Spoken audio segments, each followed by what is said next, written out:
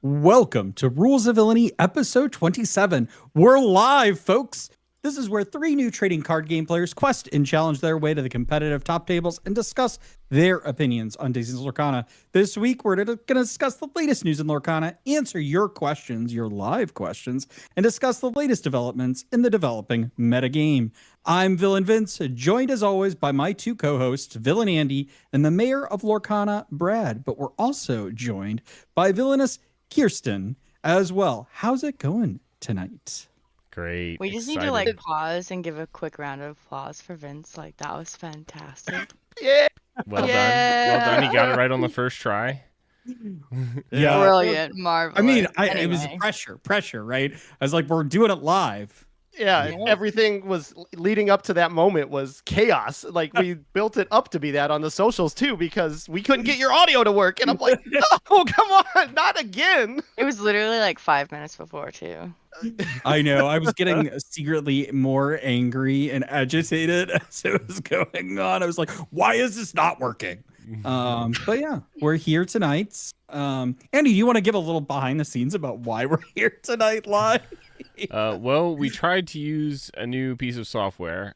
Hopefully you can see, but Vince looks very nice. He has a nice new camera. As always.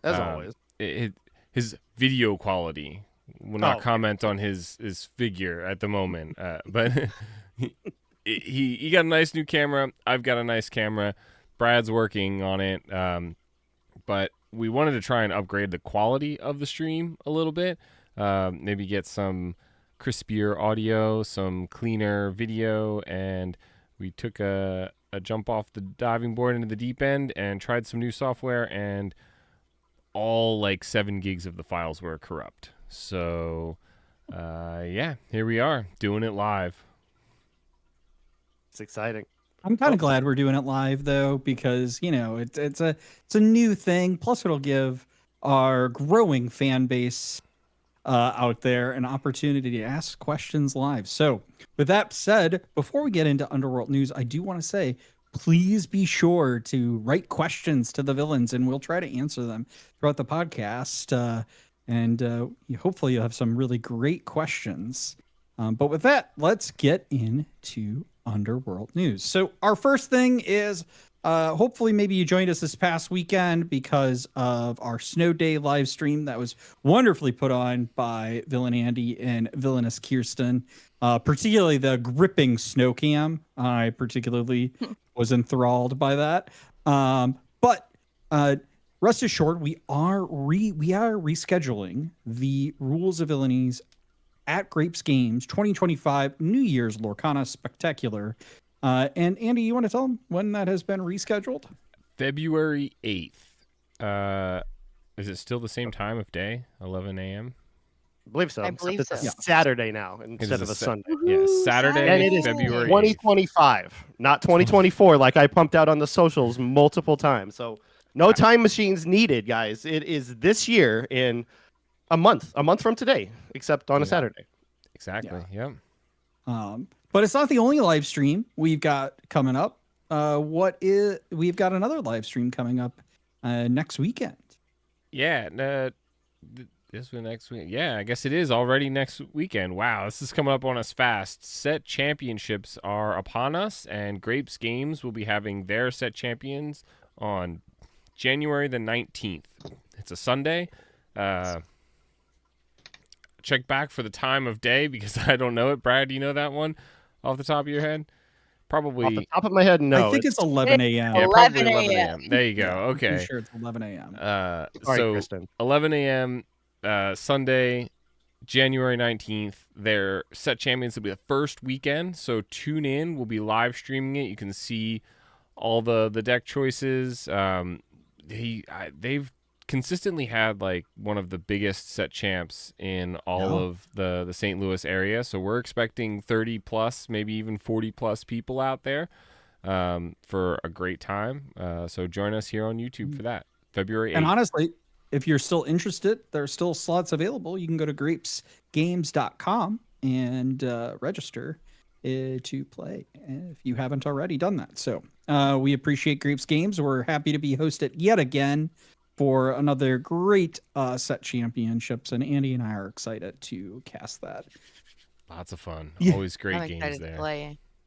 Yeah. And Y'all then have this fun. weekend, sorry, I keep like just running right over both of you, is Fine. but this weekend, also this past weekend, was also the collector store event. They managed to get out before the storm here in the St. Louis area, and they had a 1K event, which I believe all three of you played in. Two Right? of us. Oh, Just- two of you. Just Yeah, Brad Kirsten. and I. Oh, it's just so Kirsten and I just decided we weren't going to play. So that sounds about right. We had a lot of Rules of Villainy representation there, though, too. John was there in the jersey. Ron was there with Britt in the jersey. It was all over. And then we had a bunch of people come over from Evansville. They're like, what are these guys? Who are these guys? I'm like, hey, I got a sticker for you. You should check this out. No, but it was a good time. Blurple felt really good. I played 5 completely different decks, so it wasn't the same matchup over and over again. So I felt good about that. I ended up 2-1-2. I just missed the top cut by 3 places, but 11th out of 31 is not bad. I don't think so. Yeah, just really good matchups, really good Lorcana. I saw Andy play a couple Tremaines and had to razz him about it. His favorite card, but yeah, how'd you feel out at Collector? Andy? I mean, the event was great. I had a lot of fun. Huge representation from Rules of Villainy and just the community in general. A lot of people, also new faces as well. There were people from out of town even that traveled out to the event. It was a lot of fun. Unfortunately, it was slightly less fun for me because I pretty much got my butt handed to me. The first round, I played against a good friend of the podcast, Ace, his daughter, Izzy, who is actually going out to the Last Chance qualifiers this coming weekend. And they're known for playing aggro, and they were playing a very aggressive deck that just absolutely took me to the cleaners. I was done before the timer even started, honestly. It was... I got rewarded with a bye after that, which was great. But it was kind of all downhill from there. I had a lot of fun, but yeah, I could have done better. I believe also that's the one game where you have a relatively interesting judge question. Yeah, we their deck had the Lilo, the 2-drop Lilo that recurs from your discard, and in the second game they brought the Lilo back at 18 lore from their discard. They're at 18 lore. They brought it back, and they top decked a You Came Back. That's the Lilo and Stitch themed action card, I believe. That's a 3-cost ready chosen character. So that was it. Ready chosen character, period. Doesn't say you can't quest or anything. So we readied the Lilo, and I said, there you go, you won. You can just quest with the Lilo now, and the game is over. Incorrect. And I was wrong. It didn't matter because my next card was not removal for that Lilo, so the game would have been over. But yeah, it was interesting. They had a judge out there actually at the collector store, Liz, a friend of the podcast, and they set me straight, and I let Izzy know as well, just so they don't get into any shenanigans at the LCQ. But yeah, it was. Yeah. It's just important to remind folks that that a character is still in the drying phase when you play them, and so they need to finish drying before you can then quest with them. So that character comes in, exert it, and you can ready it. That's fine. It keeps it kind of out of danger, and probably doing that in this instance would have automatically won you the game, unless you had a removal for that. But it cannot then quest. It still has to wait. The rules still stay that it still needs to dry for it to then quest. So you couldn't quest on it until the next turn. Yeah, it's really interesting though, because this is like the first time I think we've been playing stuff from our discard before. That's right. So Or turn. Right, and it's the same with. I don't know if Brad's gonna mention this, but same with the beginning of like your turn and trying to remember to play Lilo from your discard. It's just a new mechanic that only exists on this one card, and I think a lot of us are new to TCGs, so it's not like we're like, oh, it's just like this other thing from some other game, and they have this habit of remembering these sort of triggers. Yeah, I think the only other way to take to play a card from your discard or take it back is Hades, right? So you can for a character to your hand. There's a couple. Yeah. Hades but it goes brings back it in your back. hand. I will not. There are a few give that do actions.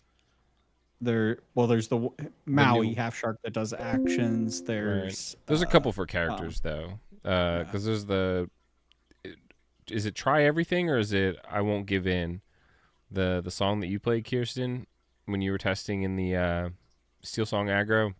There's one that's a 2-cost song that you can bring a character of 2 costs or less back. Everything. From your discard. I can't remember. It's one of those two. And there's also Perdita and Snow White. So Snow White brings it back to your hand. Perdita is 2 or less and brings it back to play. Correct. So bringing them back, but it's this idea of there's a ability you have to pay attention to that isn't on the board. It's in your discard, right?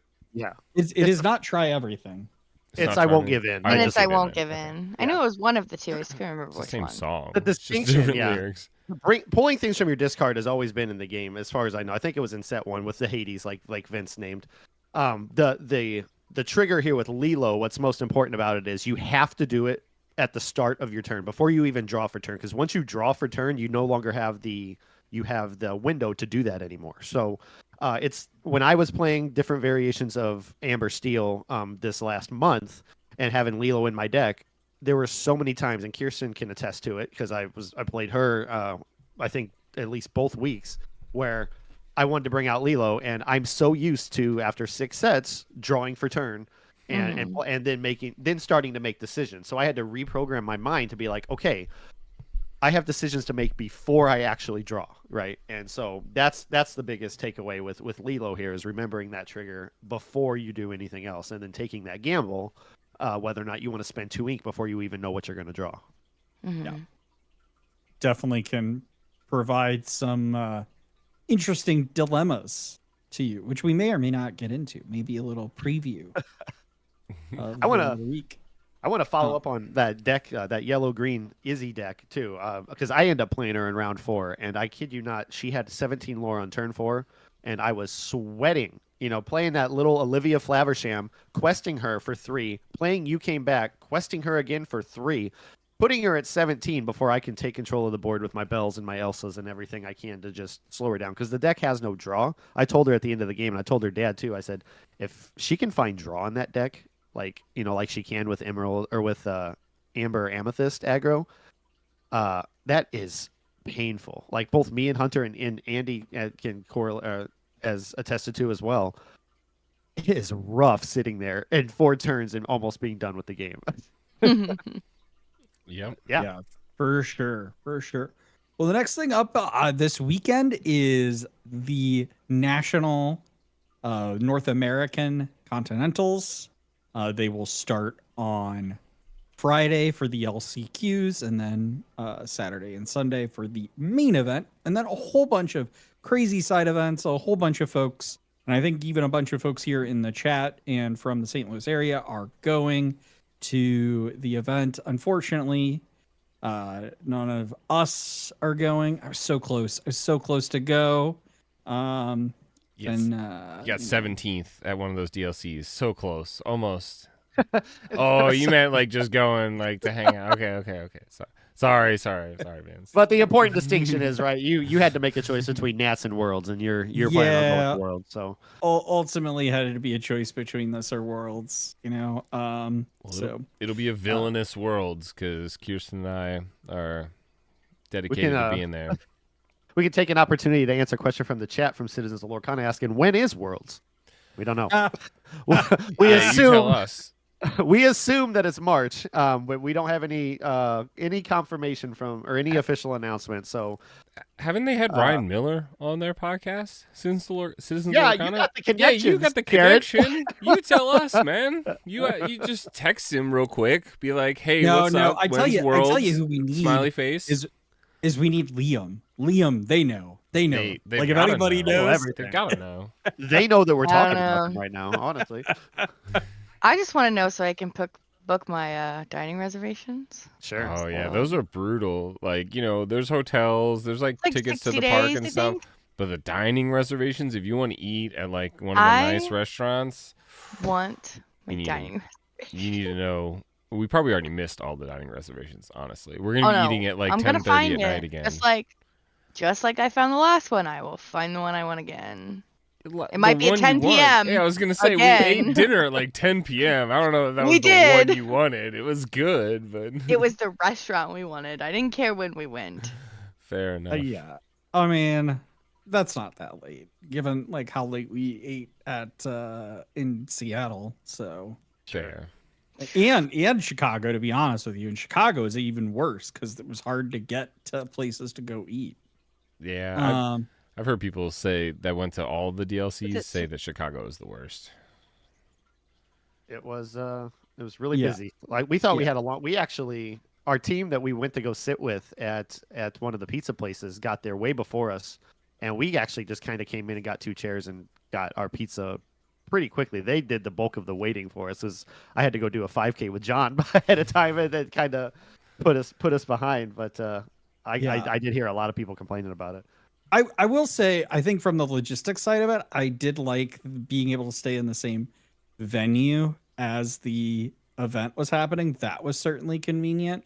But That the is nice. food was awful. Yeah. Really bad. There's just no Like, options to no- get anything but the cafeteria food from Yeah. the hotel. So yeah. But that's the idea of Chicago holds fond memories because it's where we ultimately decided that we were gonna go head forward and do this whole adventure. And what's crazy is it's been 6 months, y'all. This is 6 months basically since we first did our first episode. July. Let's so, go. Yeah. But with that, we can move right in onto Constituents Corner with the mayor. Do we Mayor, not want take it away? to give everybody good luck, everybody that we know going, or do we say that? Yeah, let's give some luck. No, do we give folks good luck? No. Yeah. Oh, come on. Yeah, we Shout got Ron and Craig and No. Ryan and go ahead. No, I was gonna say we did say we wish everybody great luck. Okay. There are gonna be like we said there are 32 pods. Is that right? Yep. Andy, is that I what think you so. said? There's 32 by 32 32. pods, and we have less than 32 St. Yeah. Louisians going. So they're gonna all be in their own individual pod. They're Yep. all gonna make it. Mm-hmm. And we're going to take Naturally. St. Louis takes Continentals by storm.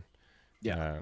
But yeah, shout out Reckless, aka Ron from the team, and good friend of the podcast, Craig, and Ryan, and David, as well as Ace and his daughter Izzy. There's definitely Justin is already qualified, He's already so qualified. Yep. he needs less luck than the rest of them, but still good luck. You got this.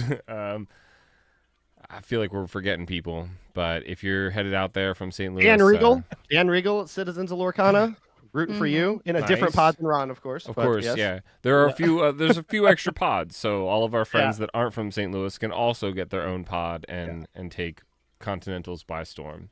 We've got Absolutely. I love this comment here from Dustin205. May Mr. Smee forever be in your favor. We met him in Seattle. He was dressed as the bumbling mate Smee. Looked amazing, and he's been tuning in since then, and we're very appreciative. Thank you so much for all your comments and all your views and being a part of the show. All right, great. Enough with the congratulations and wishing luck to folks. Let's get on to the mailbag. No, I'm just kidding. Go on. All right. Our first question is from Ali Ultran. He asks, dual ink cards, they are coming. Have faith. Locked dual inks or count as any of the inks. For example, the first could be, can only be played in the combination Emerald Amethyst. And the second would be, counts as Emerald and Amethyst, so it can go in any deck with one of those. What do you guys think about dual colors? Do you think First, I just want to give a round of applause to Brad for reading that question. Hooray. Fine. Hooray! This is why I'm glad that we're redoing the podcast. Third time's a 2 days charm, later, brother. because Monday I had to go through that twice, and there's times where like this is all inside baseball, behind the scenes stuff where you see what the podcast is, what you don't see when we finished product. provide it. Yeah, so. And this is the kind of razz that I get from them every time too. Like it'll Don't happen let me later. in there. Yeah, not yet. She's the nicest one of us. But back to the question: how do you guys feel? A, do you think Dual Link cards are coming? If so, when? And how do you think they would do it? And we'll start with Kirsten. I actually don't really know. I think of the two that were suggested, I think that the latter is more likely than the first one, I think. Like where it's like this card can go into either of the two color decks. You know, it can count as one color or the other. But I don't know. I think it would be really cool.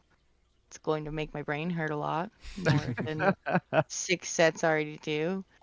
You know, that's overwhelming, but it'll be fine. I'll be fine. I'll figure it out. We always do. Yeah. What about you, Andy? So, first off, I want to say, and I think I already know that Vince is on this on board with me on this, that I don't think dual ink colors are coming this set. Eventually, maybe, sure, of course, but this set, like this, yeah, they've teased it. But I'm just not convinced. I'll see it I'll believe it when I see it. However, I do think that the former that they gave, where it has to be restricted to the two colors, is the sort of safer option for Ravensburger. It allows you to create much stronger cards and then force them to only be played in ink color combinations that are maybe less frequently played. I saw, I believe it was Steve Warner say this on in an interview somewhere, that basically Ravensburger has like sort of known what was going to happen with the metas and the ink color combinations and how the decks would play out and which ones would be really strong and which ones would counter it and things. They have already known this, and they've essentially been right, is what he hinted at, is like, you know, they've gotten it right on all this. So I think they can use this to help sort of boost other ink colors. Let's say, you know, like a Sapphire Amber card that does something crazy good. Draw 3 cards, draw 2 cards, ink 2 cards off the top. Or draw 4 cards, put 2 in your inkwell, 2 in your hand or something. Or something crazy like that. But if they did the later one where it could be played in either or, then essentially you're just stealing identity from another color. A card that is like ruby and amber that has like healing and or removal. You just play that in your amber decks, and now you get free removal, which normally wouldn't have been available unless you played ruby. But I think there is one other option, and that's what if a card has essentially 2 cards on it. So what if it's ruby and amber, and you can play it in ruby or amber decks, but you can only play the ability that corresponds with the colors that you have in your deck. So it says if you have amber, you can do this. Or if you have ruby, you can do this. And so you could play it in a ruby only deck, but you lose half that other option. And presumably it will be weaker because of that. So it is interesting to see how they do it. I hope they keep it a little more restrictive just so that it doesn't sort of blow up. And I think when they do introduce these dual ink colors, it'll be like 2 or 3 cards, very, for like each like locations at first, very few per set, so they don't overflow the card pool. Yeah. I'm in the same boat. I like that last idea quite a bit. And when we talked about it just now and Monday again the first time, I forgot that was an option that was brought up a long time ago with the Stitch from the couple sets ago when people were like, dual colors, how are we going to do it?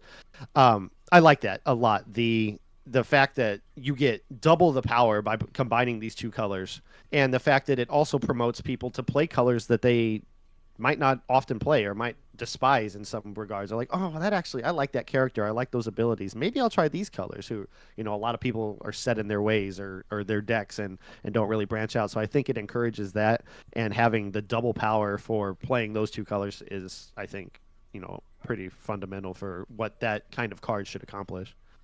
Do you have anything good to add?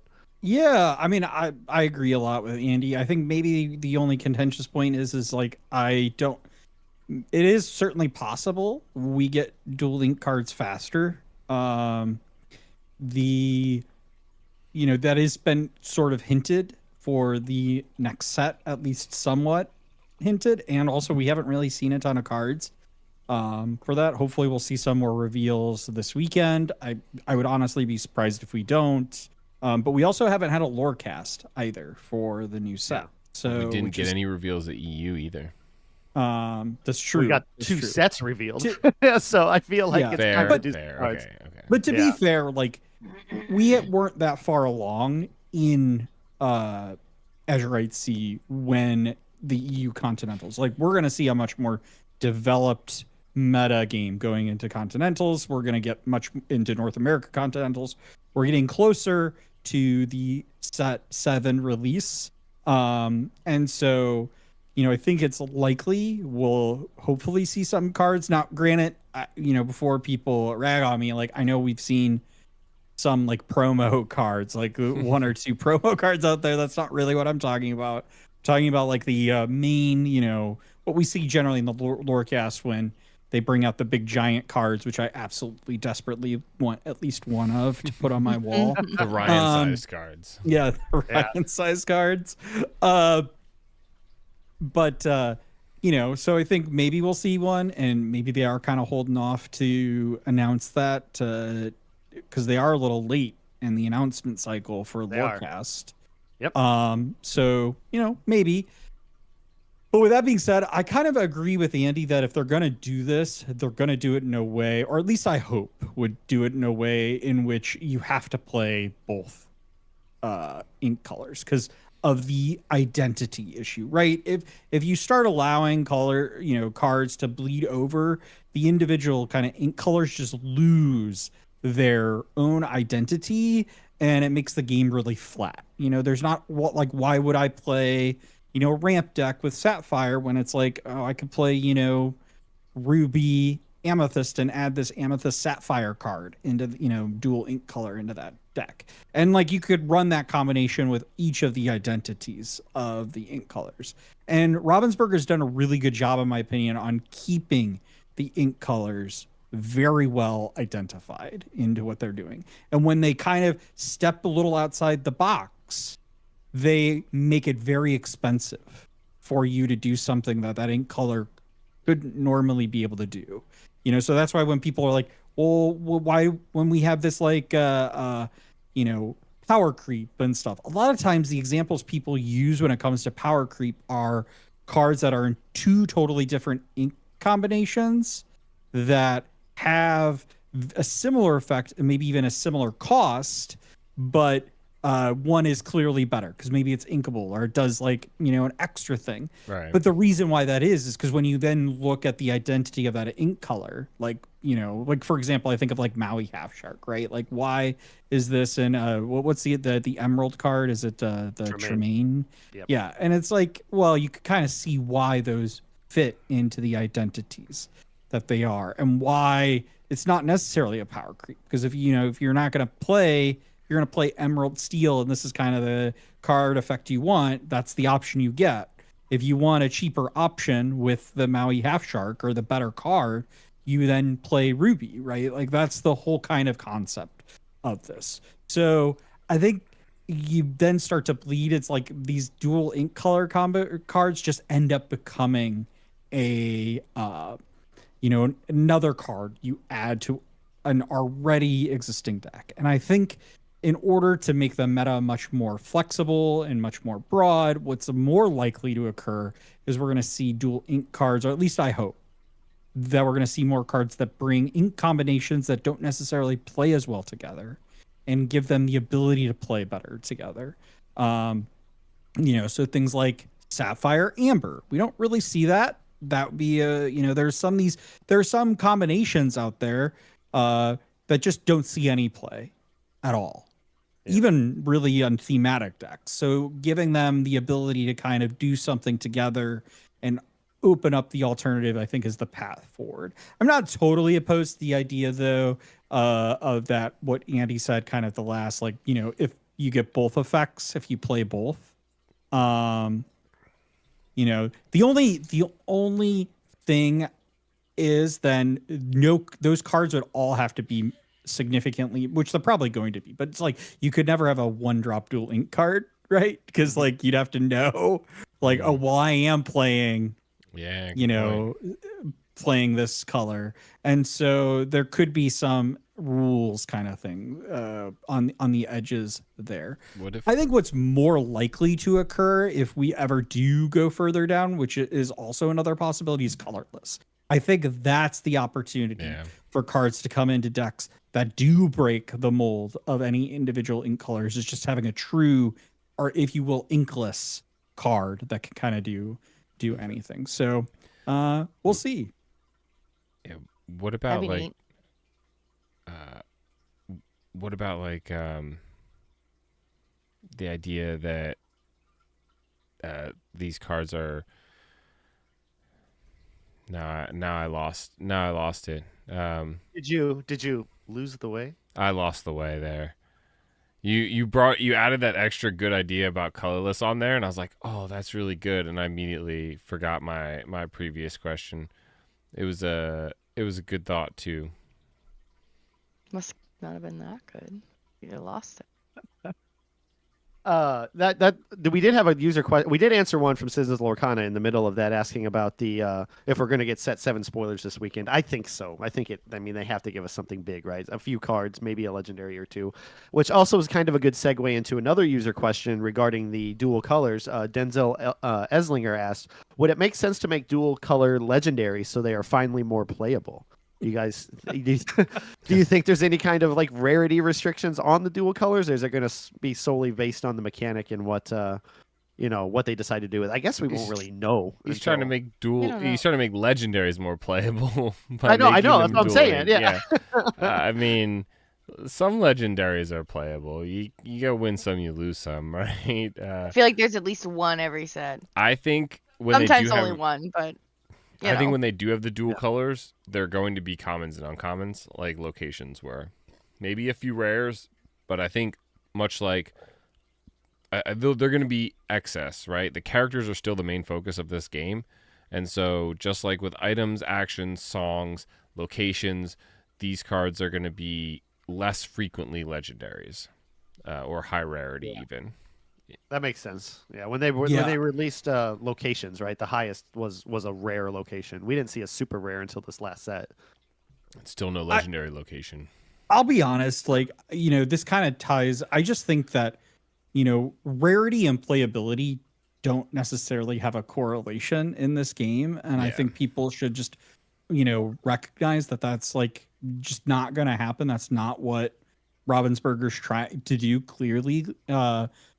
But on the side note, I just add another question, though, when it comes to this, is that, like, I do think Ravensburger is going to have to change its strategy in the long term to make Lorcana more collectible. Like, there are, like, you look at, like, alt arts with other card games and stuff. And I know this kind of, like, tangents off this question a little bit, but, when I think about it, it's like, I'm glad that there aren't a ton of playable legendary cards, because like decks would be like really, really expensive, and it's much easier to be like, okay, I can pay, $20 or $40 and get 2 Maui half sharks, right, for the deck that I already have and stuff. So like a lot of cards end up being under that like, $10 price point. You've got a lot of commons and uncommons that build your deck that are really cheap.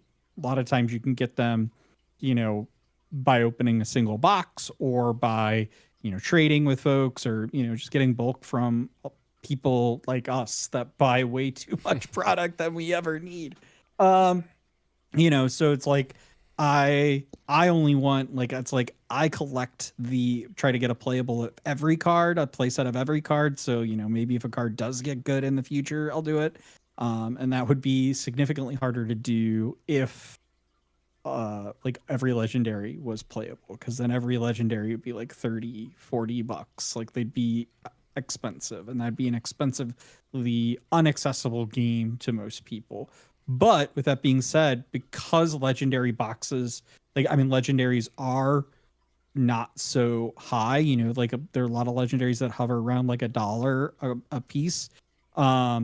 is there's less collectors buying into the game, right? Mhm. And whereas when you have folks like Pokemon that have all these alt arts and stuff, there is less value in being able to open a box up and get that value back out of it, right? We buy it because we're players and stuff, and we're hoping for maybe that enchanted hit, which would obviously largely make a box pay for itself for the most part. Although some of those location enchanteds Not aren't even exactly for the most part, honestly. yeah. But so I do think Ravensburger is going to eventually have to think about the issue of alt art cards for the collector side of it. And I'm glad they haven't done it yet, because I don't want to be back where we were in chapter 1, where product was ridiculously hard to come by and it was so expensive. But I do think eventually that has to happen. Like pretty much every other card game has alt arts. I mean, especially Pokemon, which is hard to keep on shelves.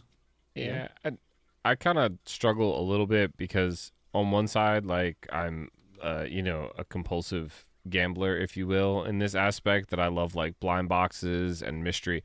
I'm going to my sister's wedding this weekend, and I rented a car. There was an option for a manager's choice car, which probably just means like the worst car on the lot. But I'm like, that could be any car. That could even be like the one I want, right? Like it's a mystery.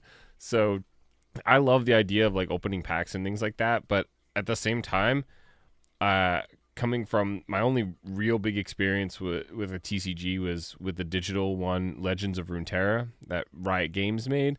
And it was only for a brief period of time. But one of the big things I loved about that was I was able to get all of the cards and build all of the decks very easily for free. There was no cost to play it, and very easily I earned all the cards. So I kind of want all of the playable cards and all of the cards really to be accessible. So I kind of feel like there maybe could be this balance where you can buy, I think Magic the Gathering might do this, but like you can buy packs that have playable cards in them, and they're like, much cheaper. And you can buy like these like collector versions of packs where they have all these different alt arts and these versions of rarities, because I like that. I would love to get a serialized Elsa or something like this, or like these different foil versions, or these additional, rarity cards to get beyond Enchanted, like they have in all of these other card games. But at the same time, I like Vince said, I don't want that to make products scarce. I don't want that to affect the playability of the game. I think Lorcana is amazing because of how great of a card game it is. We have some of the greatest TCG players from other card games coming and dedicating themselves entirely to Lorcana because of how great of a system it is and how good of a game it can be. So I think we want to, like when Emerald Steel cost like $1,000 to play back then, when Zan and like Vegas, that deck he won was like $1,000, even without enchanteds and stuff. It's like, man, that stinks. I don't want that to be a problem, in the game. So I'm one for making things very, very cheap, but then you can have it both ways, right? Make like a bunch of these extra weird alt art cards that I don't need in my deck, but with my adult money and my child mind, that I'm definitely going to get all of them. So Yep. I think you get it both ways. Yeah, I mean, I would love some alt art cards. Like, get me an alt art BLT Mickey. I'm in. I mean, granted, I think they have a golden one. It's golden, Vince. Just go earn it. You got this. One, which, yeah, okay. Well, I will marry either Rich or win the lottery, and that's how I will get that card. Or I'll marry a player who's really, really good at this game. Okay, I guess there is a third option that I left off of here. But there's also the D23 one that came this last year that was in there. That was nice. But like cool. Imagine having a alt art Maleficent Monstrous Dragon. Kirsten, you'd be buying all the packs. I would be buying all of the packs. But yeah. Anyway, I took that a little off tangent. So That's fine. We had back to you. That's fine. Yeah, we had a lot of engagement, a lot of comments in the YouTube regarding it. Just balancing being a collector, versus a player, and some real good suggestions in there if you guys want to take a look at it. I want to move on to the next question from Jimmy. He goes, "What makes a good stream for live or pseudo live with delayed start taking over recorded content event? Certain stuff and overlays, knowledgeable casters." Sub bullet or separate questions. Two casters seems like the default for many games. Do you agree? And should they have split responsibilities like color commentary versus play by play? How do you guys feel about that as our primary casters for our event? Yeah, I think this is a me and you, Andy, Andy and me question. Yeah. I'll start by saying I'll never forget. I think our first live stream or maybe our second, Vince came out and he goes, "Now I see why they split them up at the DLCs." Because sitting in that closet all day and casting Lorcana all day, as much as you love the game, has to take its toll on you, right? Yeah, on that note, I will just say, for folks I do encourage folks to go watch the Continentals. Really do. It's on Twitch. We'll link in the description below when this gets posted where you can go find that. Brad taking notes to make sure. Sorry, Brad. I'm just like, this is just work I'm giving Brad. I'm sorry, buddy. It's okay. But just be kind to the casters in there and stuff. Like it's a hard work, and they're doing something to try to give you an opportunity to view the game. And like, it's so easy to be like, hey, well, why didn't you see that card? Or why aren't you addressing this? There's a lot that's going on in your mind that you're processing that happens in a game and stuff. And like, one thing you have to realize is that casters just commenting on what they're seeing, and you may see something else that they totally miss. They're not playing the game. They're trying to think about the plays to give you the analysis that you're looking for and stuff. And if like you have different opinions, that's great. That's phenomenal. Just like understand that those casters are there to try to give you a better experience, and it's not as easy as it looks.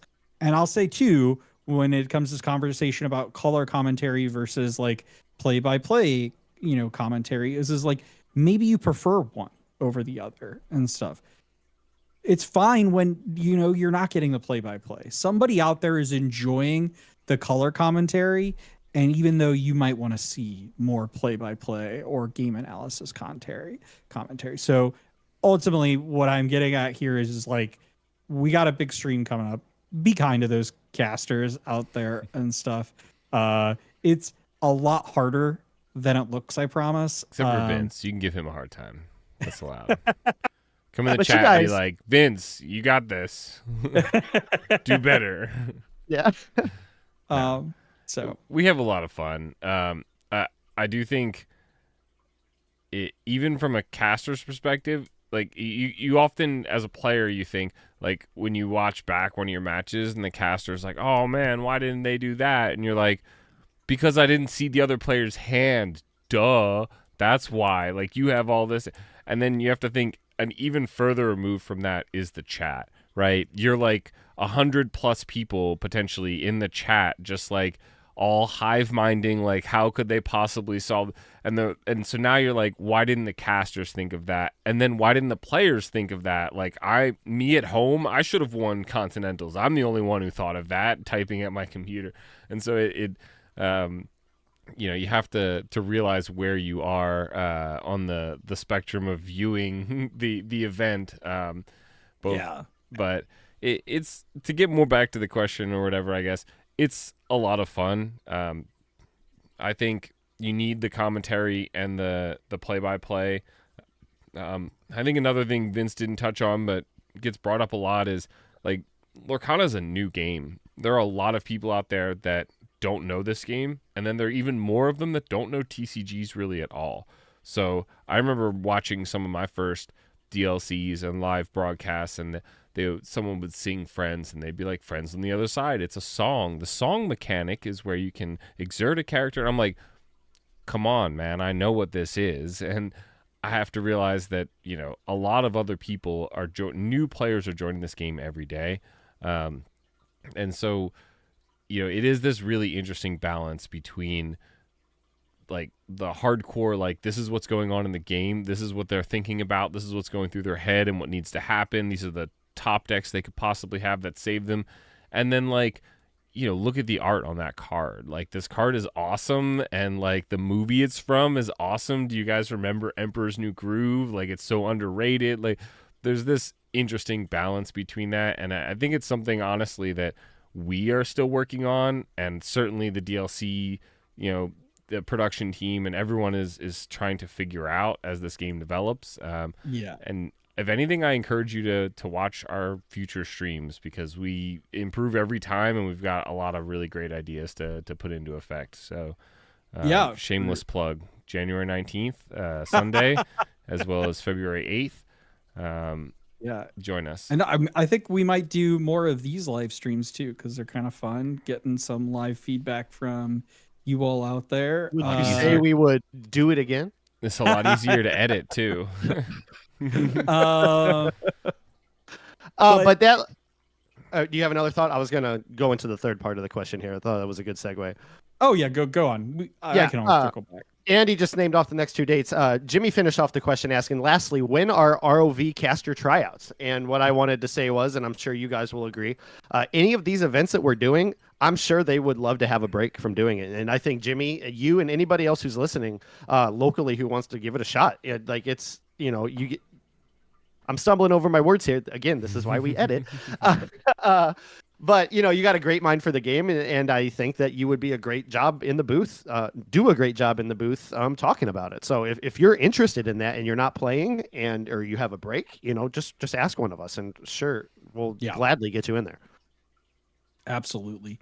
The only thing I was going to add was on that color commentary side and stuff is like the difference between the two is that the big reason to have the balance is to allow folks to have a wide range of options of what they're interested in. Some people come to the game because they're very focused on the competitive play.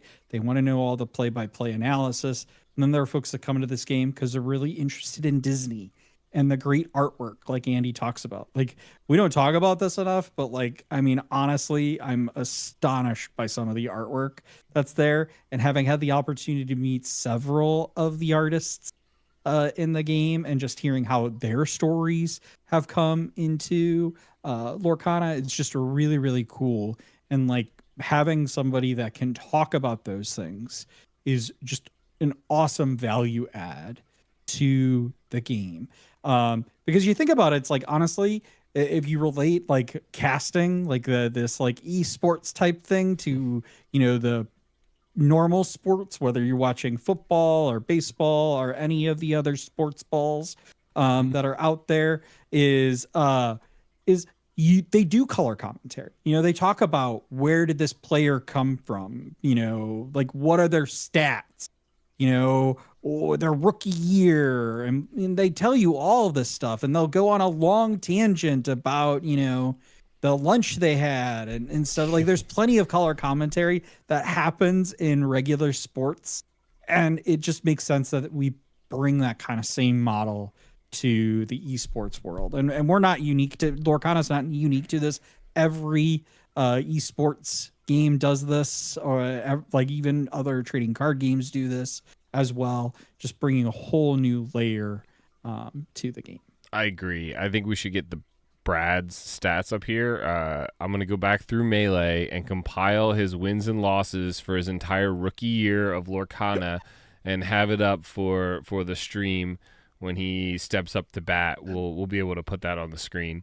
Stole my thunder. I was going to do that for Vince just now, on the spot. not From to the Ohio State, we have Vince with his ruby amethyst at the feature table. Not to steal your job here, Mr. Mayor, but Vince kept saying esports, and I saw one of these questions fly by here, so I wanted to bring it up.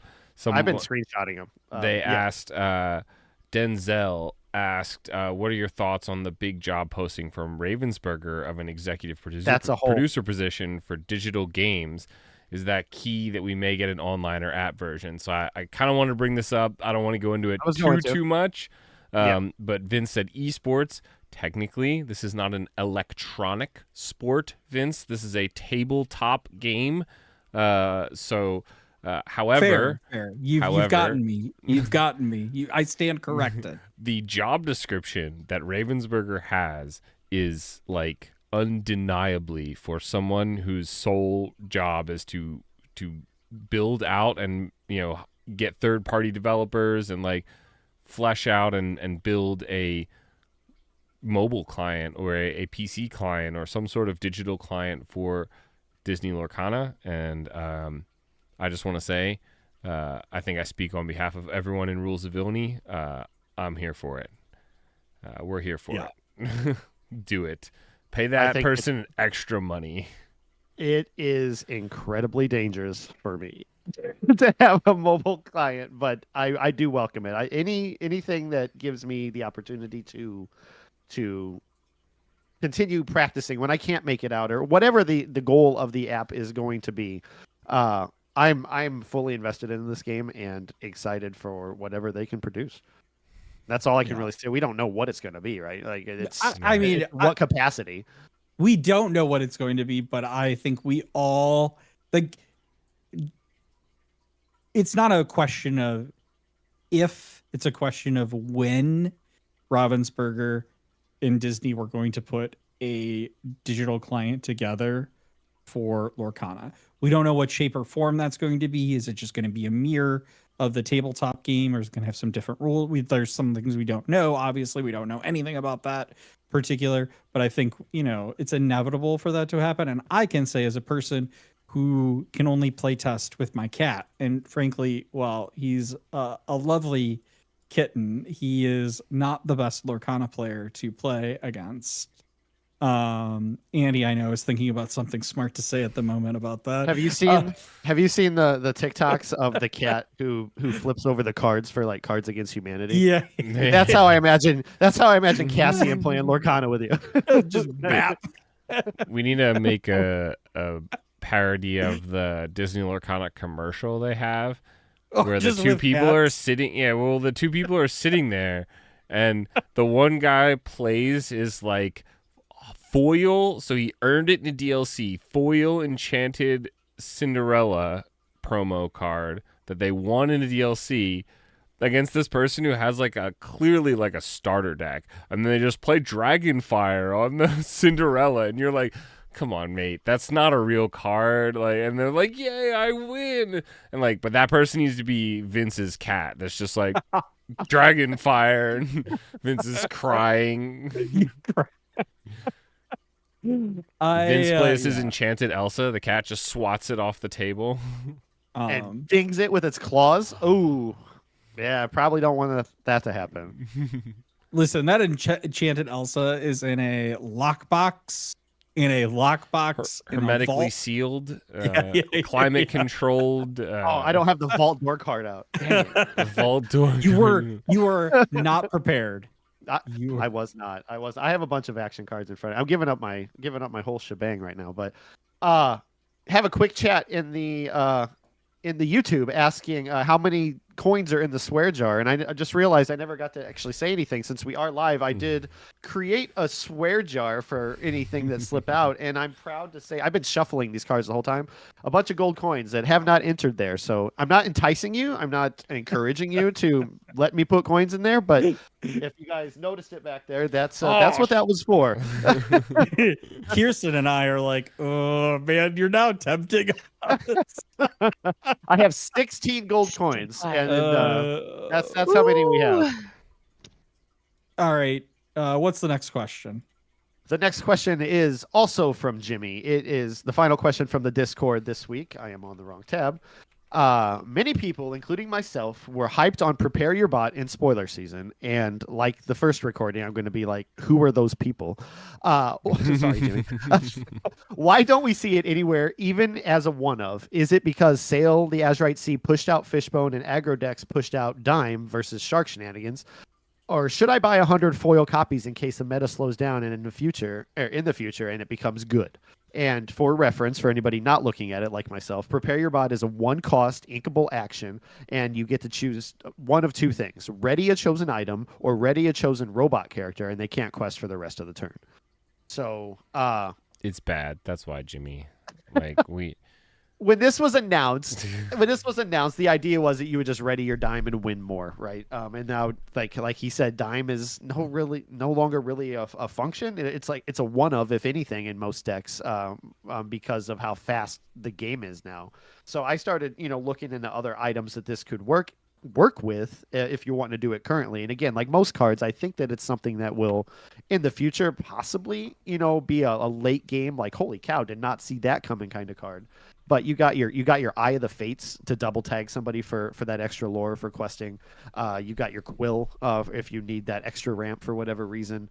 I had a bunch more on Monday night that I don't have in front of me tonight, but it's just not there currently. I think an Oswald deck, if you can make an Oswald deck work like you did with the Queen last set, Andy, with all those item recursions and stuff, that you could get some good use out of some of those items that involve having to exert it and re-exerting and such. But to answer your question, I just don't think there's anything out there right now that makes it like a playable card. Like, I don't know, other than my Eye of the Fates one, that I think is the strongest, or Spellbook if you wanted to run Blurple.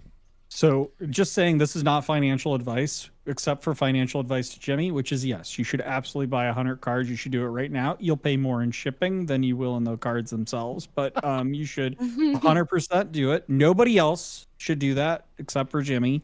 But no, ultimately, like, I wouldn't even try to prepare to like make this card work, right? Because again, like as Brad said, its real target was that lucky dime. That's why I think everybody's like, oh my god, people are gonna play it. And then it turns out actually lucky dime isn't that valuable of a card anymore.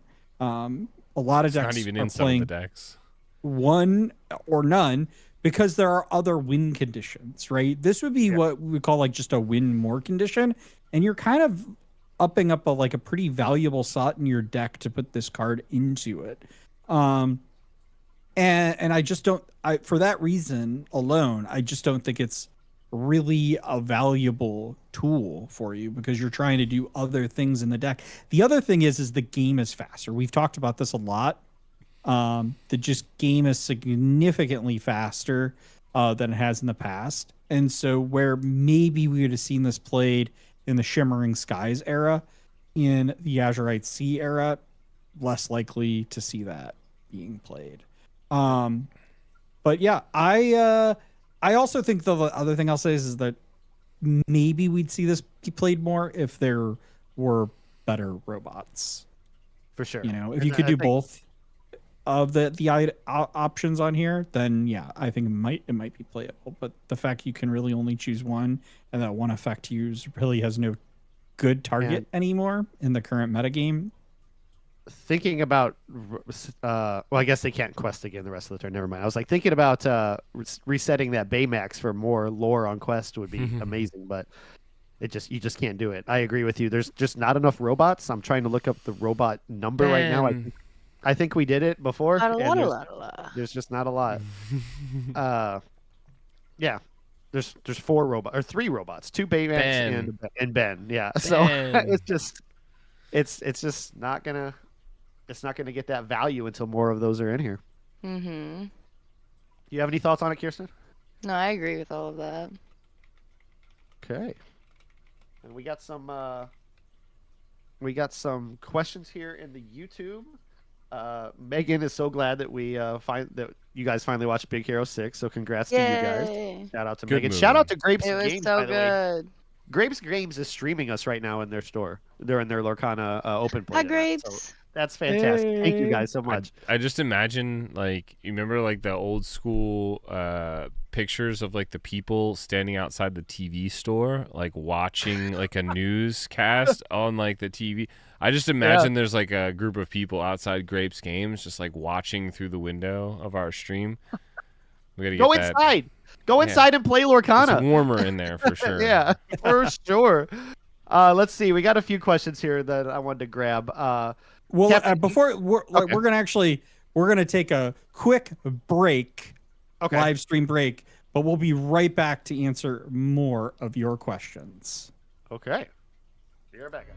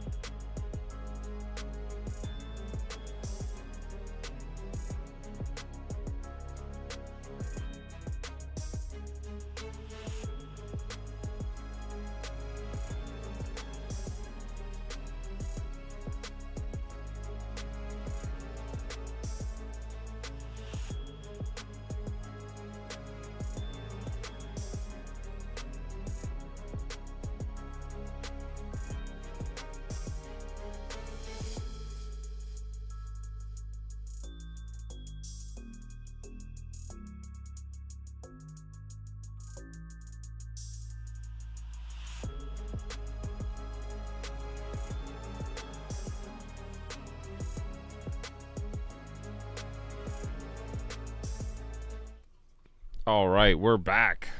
Hey. Awesome. I missed you guys. Yeah, I know. It's we were gone for so long. Yeah. So one thing I will just comment is that we are putting together a poll on who will be the villain of the week. We're gonna leave it up to you to decide this week. So give us some with that- suggestions. Yeah. Spicy. Brad, we've got some more questions that you wanted to highlight. Yeah, we got some. I grabbed some out of the chats. Let's go down here. One of the first ones was from Ryan Scott. He asked, "What's your most underrated card across all sets?" It's kind of a deeper question, as you got to think about it. Over 1,000 cards here. Underrated. You don't see a lot of, but you get a lot of value of when you do. Is the way I would define it.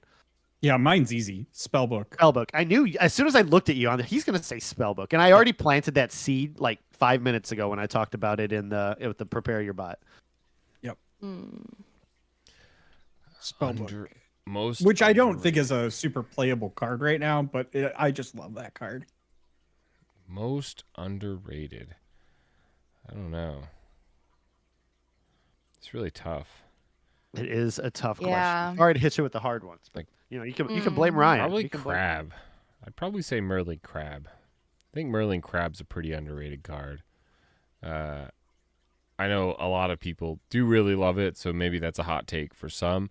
But I think given the amount of new players in Lorcana, myself included, they're new to TCGs, I should say, that are playing Lorcana.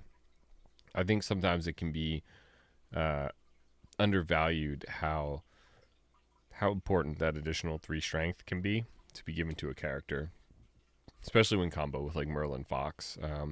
Yep. And you think like, oh, card draw, lore, like these other Merlins are so much better, but Crab deserves his day. Kirsten? I don't know. I'm sitting here thinking, but I'm like, I don't really know. I can't think of anything that's like stand out. Well, I'll- think about it while we go yeah, to our Brad. You go ahead and think about it. I'll do mine. Mine's probably just because I'm only in Amber right now looking. But when I was playing a purple Fasa deck, which I'm purposely not using Mufasa as this example, Andy, because I know that I would use Mufasa in any. But I found that the 3-cost uninkable Moana from the last set, from set 5, she's a 3/4 with 2 lore. When she gets out there, she's kind of a pain to deal with because the 3 strength that card. she has and the 4 body, and she's uninkable, so you don't see her a lot. But you're pretty much sacrificing something into her if you're challenging to get rid of her. When she comes out as early as 3. So that's my answer right now. I probably have a better one, but I would have to dig through all these cards to justify it. But that is going to be my answer for now. Moana's good. It's very, very well statted. Yeah. It's like only downside is like uninkability and being an Amber, I guess. Sure. We got Vince? Captain Inkswell saying Scrooge, Vince said- for the 5/5 Scrooge. I said 5/5? Spellbook. Yeah, he said Spellbook. I said Spellbook. Although I will say for right now, I think probably my underrated card wouldn't be Spellbook. It's probably Super Peepo. Super Peepo. That's a good answer. That is a very underrated card as well. Yeah. Underrated to everybody else. He's number 1 in our hearts. Well, number 2. I don't know. We got Gantu. All hail. Hail, all Apologies hail. to Gantu, Yeah. but Super Peepo Yeah. is number 1 in our hearts. Kirsten, did you think of one? I don't have a good answer, honestly. No. Okay. All That's right, fine. that's fine. I like Super People. Super Peepo. Let's book it. Write that down. All right. We have LOL Chi LOL asked, what are your thoughts on match times? It seems like best of 3 tournaments last too long to me if I'm playing in them. My first question to them would be, are you playing Ruby Sapphire? Because that's just inherently going to be going the time every game, possibly. My unless you're question up would against be, an aggro deck. Are you the mayor? Is that why you're taking forever? How often I'm do not you that bad. get a judge called on you for playing too slow? Is it you or is it them? Like, one thing Kirsten hates, but I like trying to do, is use a chess clock for Lorcana, and I honestly think that it would be a pretty good idea for like in general in Lorcana.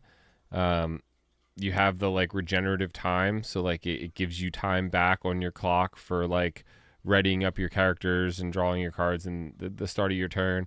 But it sort of, I hate this idea of like slow play, right? Like, oh, I called a judge on my opponent for slow play. Like, I play really fast and I also play really slow sometimes. Like, it depends on the scenario you're in. Like, it's really, really, really hard to tell if someone is intentionally slow playing or not. It's almost impossible, essentially. We can't get inside the minds of these players. So putting something like a chess clock on it would, fix that. But yeah, you need more time if you're playing best of 3. I am all for a speed variation if you want to play Blitz. speed Lorcana, Blitzcana. but I don't like the idea of a chess clock in a normal game. But yeah, I don't know. I mean, I personally do really like the 2-game format. I like playing in it. I like I like running tournaments with it because they seem to run a lot faster. And there seems just to be general less downtime overall. At least in smaller tournaments. You go to DLCs, there's still a lot of downtime between rounds. But which is fine. I mean, that's a lot of people. That makes sense. And could you imagine the amount of downtime you would have if you had three, you have best of 3 instead of best of 2. But with that being said, there is a place and time for best of 3 to have a true winner, like a true winner of the game. And so I think there's a place for both. But I do agree with Andy that both formats actually probably need a little bit more time. You probably need about an hour in a best of 3 match. Yeah. And you probably what I should know this off the top of my head. I don't. What is the time for best of 2? Is it 45 minutes? I think it's 45. That's what we did at Collector. It's up to the tournament organizer. What about you, Kirsten? Best 2-game format or best of 3? Which is better? Indifferent. Say now. So indifferent Give on your this opinion. topic because it just doesn't matter to me. Like I like best of 2 because sometimes I'm like, ooh, it won't take as long. I won't be there all day, and I'll be able to get food quicker. But it's like selfish. It's like I like the game. I don't care. Like just tell me what to play. Like I have no other experience with TCGs, so that's why I don't really have an opinion because like I don't know.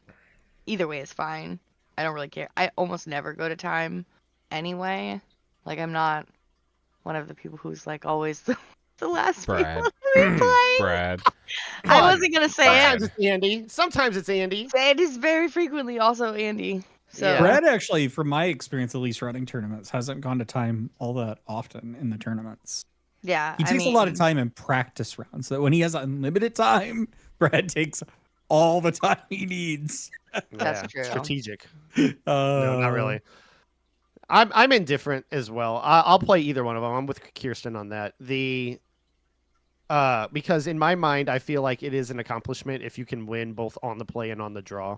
And in best of 3, you can get away with that matchup by winning both times on the play. Yep. Like you have to win the dice roll, and then you have an inherent advantage on both of the times that you're on the play. So, I mean, if that's the case, then sure, you did it with the advantage each time. But what really shows your strength is being able to do it on the disadvantage as well. Yeah, I didn't realize we were taking stances here, and so I was kind of in the middle ground there too. No, you picked but what best I don't of 2. hear, You picked 2-game format. You're on that team, Vince. There's no switching sides now. No. I'm sorry. I take that back. I'm on best of 7. We need 7 games, World Series style. Every match, best of 7. All right, you organize that Fine. tournament, Vince. Have fun waiting for those rounds to end. I do think in smaller. I don't really care. Like I said, I think I slightly prefer best of 2, but I'll play anything. I don't care. Yeah. I will say, I think I've said this before. I think 2-game format works better in larger events. I think the benefit of like 2 games is seen more. Like it's quicker when it's a larger event, even though it's like a 9-hour event. You think, oh, this is not that quick. I feel like in smaller events, when you have like a less than 20 person best of 2-game format event, the reason it's so quick is because the tournament's usually over 1 to 2 rounds early. So a lot of people are playing those best of 1 gentlemen's agreements, sometimes 2 rounds ahead. So it just kind of, it's not as fun, in my opinion. You're right. We get to go eat food faster, which is great. But we're here to play Lorcana, so I tend to like the tournaments that are more nail biters. And I think in a larger event, 2-game format keeps you involved and keeps you in contention way, way longer. But in a smaller tournament, math prevails, and just like 3 rounds into the 5, you're just like, all right, well, I'm outie. Bye. Or I play 1 game, and then if I don't win it, I'm outie. So it's like, that's why it goes quicker, in my opinion. Yeah. Mm-hmm. What else we got? Yeah, maybe. We got one Do you have one more thought on No, that? I have no more thoughts. I want to say before I ask the last question, before we move on, there's a lot of compliments and a lot of feedback on the chess clock idea in the chat. I think Andy said it before several times, and he might be onto something. Both Denzel likes it. Kristen at Grapes has talked about running some kind of blitz thing in at their store. So all I We see in don't chat need right to now make his is ego any bigger than it already look. is. All I see in the chat right now, Brad, is your fiance saying we should play Lorcana in an octagon. So winner. two go in, only one comes out. Yeah. It's like, what is it? The Highlander of Lorcana. There can only be one. That's Uh, right. For some viewers, that reference might just go totally over your head. It's okay. Yeah, we got one more question from Captain Inkswell. He asked, "What decks what deck? Because you can only play one. Are you bringing to your set championships?" Joke's You on guys have one you. I decided signed yet? up twice. Wouldn't for everybody one like set to know? That is Including that is me. If including him, because he might Yeah. run into you. He's a local. I know. That is a good question. I would tell you, but then I'd have to kill you. See, Oh. I think we're all on the same. This is Lorcana podcast. Wow. You would banish, Banish them. them, Vince. God, We're I'm demonetized sorry, for you're sure. right. We're done Banish. Does that count for Banish. the gold coin? did somebody cuss? for. No, I mean like it could be. Well, I You heard know that- what? Let Close that be our enough. first gold coin. Well, I Right? was That's what I was Yes, thinking. Swear jar, now has a That's gold what coin. I was There we thinking. go. Yes, I was told victory that- is mine. I was also told that a certain ink color combination was a swear word. Brad, what deck are you playing for set champs? Oh, Probably You Blurple. can't do Blurple. course I'm There it playing is. Blurple. Put a coin in the swear jar. Oh, that's Emily not a said swear jar. Blurple's a swear word, so. Because of how much you say it. because of how much I say it. Yeah. She just wants me to Blurple play this. Amber. Yeah. Yeah. I know it's no surprise to Steven that I'm gonna play Blurple. There's no ifs, ands, or buts. It's I've been either on it this Blurple or long. something with Mufasa in it. For sure. No. For sure. Well- Steel Fossa is my jam right now. Or he's going to see some deck that does really well at the the Continentals. Yeah, And Blurple. is like, I'm playing that. That's Yeah. a me move, Vince. That's not a Brad move. That's a me move. Well, but here's the thing. Listen, I agree because it's also a me move, but is that Brad really wants that champion Scarmat. So he's going to do Yeah. everything he can to get that Scarmat. Yeah, And did you including just say opening that my you think wallet. Blurple is going to win in I think Blurple is gonna surprise at Nats, actually. Yeah. Surprise win or surprise actually show up and there's one there at It least? could. It could. I think It especially could after. what? Show up and there could be one? Yes, you're right. I think Blurple will Well, I be mean, the I thought you- Ruby I thought you said Steel win. of NA. No, I think Brad's right after Southside. There's a People are wave gonna of be on the Blurple Blurple that are train. happening, and it was kind of hush hush for a while, and then Southside happened, and everybody's like, oh shit, the secret's out. Swear know, jar. in the Gold jar. Gold coin. coin. Gold coin. In the jar. coin. In the jar. That wasn't even thought. That was just in my Blurple mind. See, Blurple is a naughty word. I told you. That's a good. I actually erased the question, but I had it pinned in the chat for, so I think it still is pinned. Is Jared from Citizens of Lorcana asked what deck we think is going to win Continentals. We'll make that the last question of Constituents Corner. You guys have a prediction on what color combination is going to win? Ruby Sapphire. Red blue. I don't blue. really want to agree with that, but I kind of think it would. I think it's it this will. time. Okay. Red blue. Andy? Andy's I'm off still the trying to stage right pin the comment from Citizens of Lorcana so that people could see the question we're answering. But I think it might be Amber Steel's time. Think so? I'm just gonna be different. Aggro or Seal Song? Yeah, probably aggro. The aggro Okay. one's pretty obnoxious. Hunter put on a clinic having with it so this much fun weekend with at it. Collector. It's Oh, just, is that what he ran? Yeah. There's just I wonder so how many. similar it was. There's to so many mine. really good value cards in there that just are so hard to deal with. What Yeah, about you, Brad? Blurple. Choo choo, baby. We are riding that Blurple train. I hope it shocks the world. I hope it shocks the world. That's where my heart is. That's where probably my bad money is. But that's my pick. I'm riding that all the way. Ride or die. All right. Blurple will win Continentals, and the next day there will be a YouTube video out that's called "Why Blurple Doesn't Have Enough Removal to Be Good in the Meta." I promise. We do have a comment from Travis Rudros TCG in the chat that said he thinks it's going to be Ruby Amethyst. King from the start takes the first crown, and it's hard. It's hard to argue with. Yeah, really hard to argue with. I mean, one of the two. Ruby is so good. Yeah. With Amethyst or Sapphire. I hate Flynn Rider. I don't like playing Flynn Rider. Bad card. He's your frenemy. Yeah, that's for sure. True. That's for true. All right, guys. If you liked, or I guess I should ask, any final thoughts? Anybody else? While we're in the mailbag? Nah. All right. If you guys, if you'd like your questions answered by the villains in the future, be sure to comment on this video on YouTube, our socials, or on our Discord, where you can comment in the Constituents Corner channel. And I'll kick it over to you, Vince, for our main segment. Yeah, I'll kick it over to the main segment.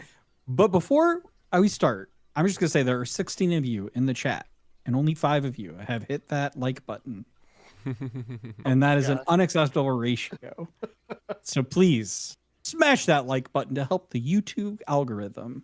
God, I sound like all those YouTubers out there. It's like you are a YouTuber. Before we start the main segment, though, do we want to get the poll going? We need a villain of the week. I was going to say is let's get this poll going. Let's get this poll going. So I'm going to put a poll. Nobody suggested a villain of the week, so I'm going to give you guys options. And take it away with the deck discussion. All right. So I'm going to change it up a little bit from when we tried to do this on Sunday and say that Bessie had some hot takes on some decks this past week. So I thought I was not allowed to comment on Spessie's tier list here. Well, you put it in the show notes, buddy. So it's in here. And it actually is very fitting because it looks like Alec in the chat here at the last second tried to squeeze a question into the Constituents Corner. So I'm gonna answer it for him as we walk out of that segment. Have you guys thought about ranking all the deck combo types, like a tier list, S to F? I think the answer is yes. We have thought about that. I think here at Rules of Villainy, we have an overflowing amount of content ideas that we want to bring to you guys, and just simply not enough time in the universe for us to produce them all. But Specie did have the time to do this and created a very interesting tier list here that honestly kind of disrespects Blurple a little bit, I think. I know Brad had some choice words, but it had the biggest, I think, crazy thing is, so in A tier, it's got steel, amethyst steel, it's got the green amethyst emerald, steel song, both steel songs, ruby amethyst, but then in B tier, it has the ruby sapphire. So I think that was what kind of took the world by storm, that anyone would really rank this ruby sapphire list lower, like a whole tier lower than another lists. Yeah, well, we gotta listen. I like Specie, but he is European, and they have a different view of Lorcana. They are on and that continent. He is from the UK too. When you cross the Atlantic, and the whole metagame shifts. Well, he's in the UK too, where there's nothing but bland food and rain all the time, and misery. That's like their greatest export is misery. But yeah, I have to say, by far, I think the fact that the ruby sapphire is in his B tier is a wild take. Wild. Incredibly hot. Like boiling over take is pretty crazy. But I think we can maybe go over this a little bit. So he's got amethyst steel mid-range in A tier, which he admittedly says is because he plays that. That's bias. So yeah, We just gotta throw that one away. Yeah, it's a yeah. good list, but I would say that's a C tier list. ooh, I don't know. Maybe about B, C. B, maybe B. It would be B tier. Yeah. Maybe A tier. Maybe end of A tier.